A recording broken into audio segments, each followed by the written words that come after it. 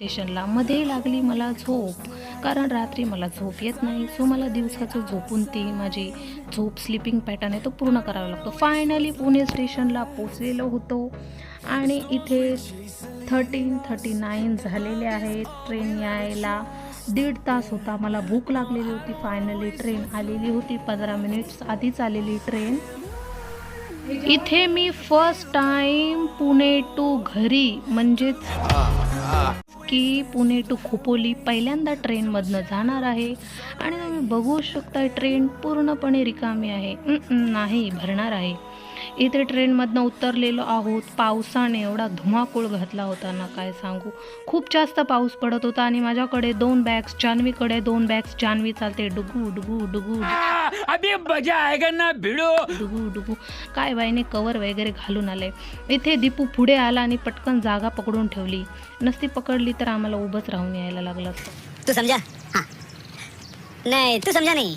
वाटतं ही बस जाणार आहे direct station to Khopoli stand. Direct खोपोलीला जाणार आहे. सो इथे तुम्ही बघू शकताय लोणावळा चिक्की वगैरेचे सेंटर आहे. हे लोणावळ्याचं काय आहे घाट आहे, पण इथे तुम्हाला एक झाड नाही दिसणार की एक पत्ता नाही दिसणार. बघा तुम्ही किती कोहरा आहे ते. इथे फायनली मी पोचलेली आहे दीपूच्या घरी, म्हणजे दीपूच्या ताईकडे.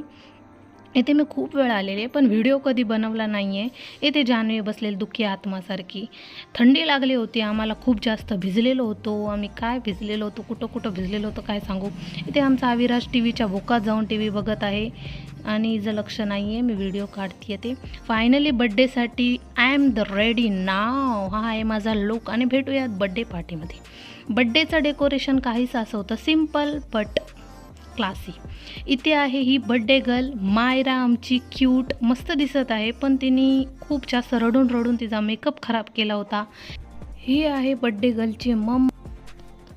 गाईज माझ्यासोबत जान्हवी आहे, म्हणजे फालतूपणा काही थांबणार नाहीच. तिला असं मी विचारलं की कसा वाटला तुला बड्डेचं डेकोरेशन आणि बड्डे.